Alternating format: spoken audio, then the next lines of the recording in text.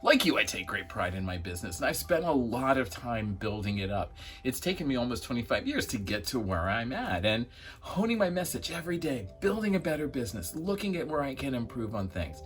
And I am constantly making sure that I am on point, that the image that I am presenting, the messages that I am sending are exactly what the customer sees and hears. Now, that is a huge part of being a business owner. We all have to deal with that.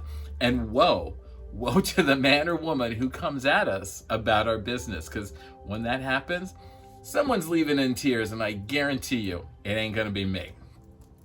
But what if, let's just ponder something for a moment. What if they're right? What if they have a more accurate view of our business than we do? What if they see things that we don't? Is that possible? Let's get into it a little bit more detail. I'll see you on the other side.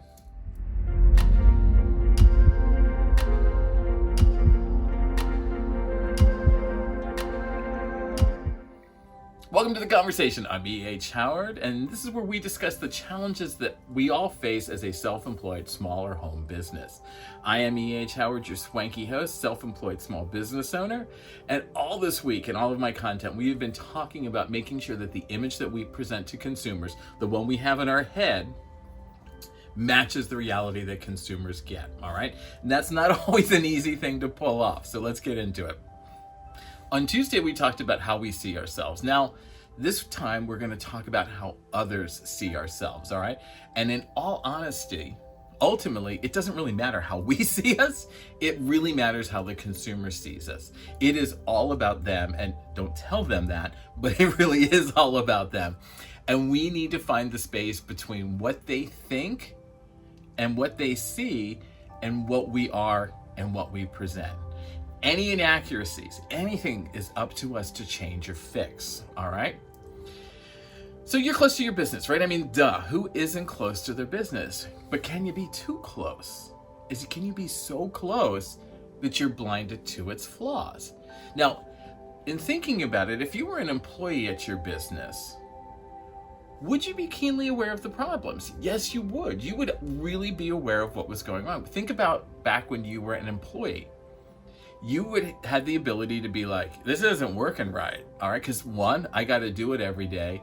And when that happens, we tend to make compromises with ourselves, all right? Unlike an employee who's like, I'm not doing that. That's too much work. We take a compromise. We take the hit. Now, as an employee in a business, we are unable to correct anything that we see wrong. We can bitch and moan, we can complain, we can post all that we want all the live long day, but we ultimately are unable, we have no power in controlling or fixing that. We are in a situation now where we can fix those flaws, we can fix those problems, where the things that we think are wrong in our business or the things that we have been putting up with just because we don't have the time, we don't have the energy, we don't have the resources, we have the ability to fix. But we just need to be seeing them. We need to be aware of them, and we need to look at them with honest eyes. Now, in an ideal world, we could just ask people around us and get an answer, right? I mean, like, hey, what do you think about my business? And you would hopefully get an honest answer. We don't live in those times. That's not the world we're living in anymore, right? These days, if you ask people what you think about your business, you are going to get only two responses. I love everything you do. Don't go changing. I love it, love it, love it. Or I hate everything you do. Change literally everything. Close your doors permanently. You suck. And neither of those helps us in any real way. There is nothing in either of those that gives us any insight into how to fix the problems or the flaws that we are seeing, or even being aware of them, because neither one of them helps us. The first one, of course, our superfans and Betties are going to think we are the most awesome thing in the world. They're gonna, don't change, we love you, this is the best thing ever. Now, ideally, everything that we do is to get more super fans and Betties into our business. But right now, they're only about 20% of our business. So they're not a huge chunk. As much as we'd like them to be, it's nice to get the pat on the back, but they are not really the ones that we want to get information from. And the problem child, I mean, if you're asking a problem child, you got a problem to start with, because you know They already have a grievance list a mile long, most of which has nothing to do with you or your business in any way. It's just they have an axe to grind. They just want to get out some stuff that they're angry and pissed off about, and you happen to be the target of the moment. So those two groups, they are not helping us in any way, shape, or form. We need to look somewhere else. Where though? You're probably thinking, only there was a group of consumers that I could ask, that I could get an honest and real assessment from. Some people that want to really engage with me, and I kind of want to engage with them more. Where do I find them? Here's the thing. You have a huge base, your casual consumer. Now, your super fans and your problem child are just, as I said, a small part of your base, probably about 20% each. So we're looking at like 40% combined. 60% of your business, maybe even 70%, is the casual consumer. They are the biggest number of consumers that you have. Those consumers could easily become super fans. They just need to hear something from you. They want to learn something else before they commit. They are not sure that they're ready to commit, and they're waiting. It's like dating. It's like business is a relationship. They're not going to commit to your business until they can trust your business. Do they feel that you're the right business for them? And they are the group with the hugest growth potential. 60% of those people, and a good portion of those people could become super fans or Bettys, all right? Now, they're not going to come out and say it. They're not going to tell you this, but they really wouldn't mind having more engagement with you. They really wouldn't mind hearing from you more. And what better way to engage with them? A customer who is unsure of where they're at in your business, where their status is, who wants engagement, but they're unsure. When you go to them and you say, hey, how can I create a better experience for you? What is it that you're lacking from my business that I can offer you that can help you? Now, I'm not telling you have to go and say completely upend your business. No one's saying that. You're still going to stay true to your core principles. You're going to stay true to who you are as a business, but you just want some honest feedback. You want to get some information from them so that you can learn how to improve your business, all right? Now, one of the things we need to talk about here quickly, and there's a whole separate video on it, there's a basics video on it, is that we need to understand what critique is, all right? And the challenge that we have in getting serious engagement is you're going to get a lot of diverse opinions, and you've got to wade through those opinions and figure out what is accurate, what is true, and what is bullshit.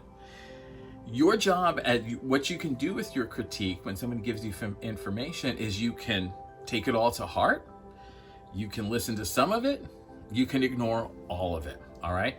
But the most important part here is you are engaging with people. You are bringing them into the fold. You're making them feel welcome. You're making them feel appreciated, and you're asking them to engage.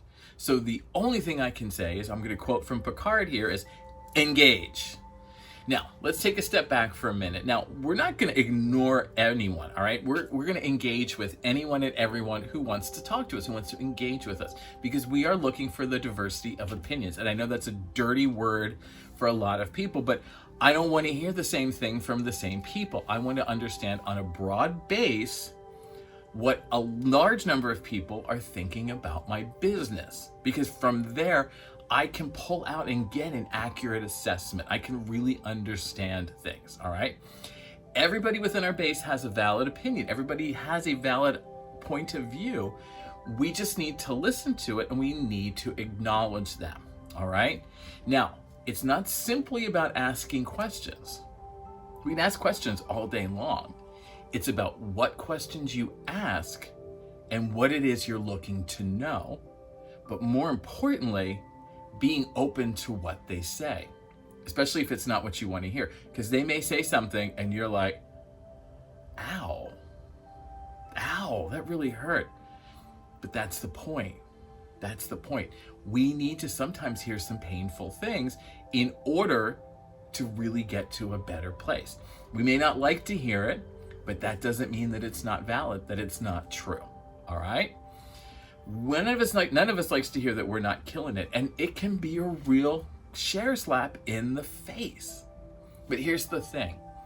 Again, you can listen to everything they have to say, you can disregard all of it, or you can take some of it, the points that you feel are valid and true, and you can disregard the rest.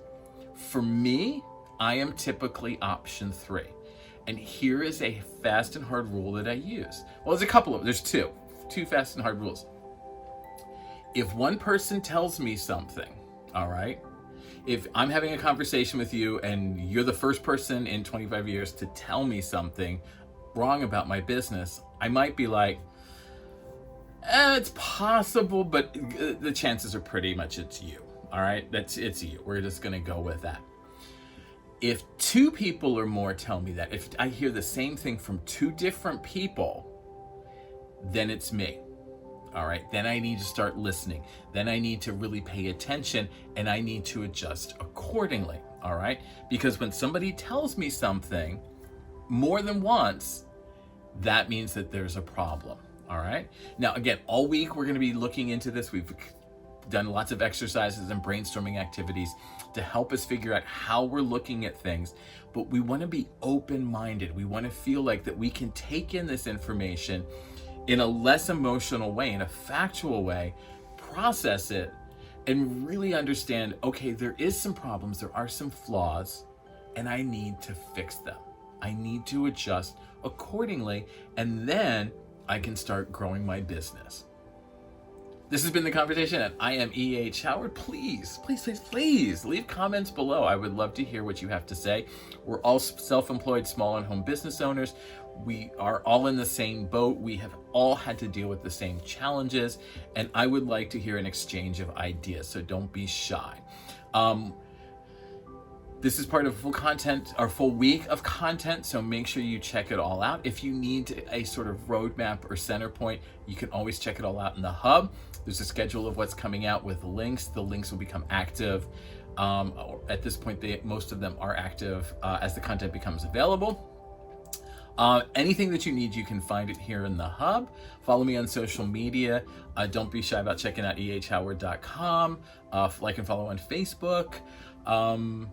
And I really want to thank you all for your time. I really appreciate the people that have been watching these videos and sort of going along this journey with me. I know how busy you are. I know how stressed things are. And the fact that you can take like 15-20 minutes out of your day to spend some time with me, I greatly appreciate it. All right, and I will see you in the next video. Bye.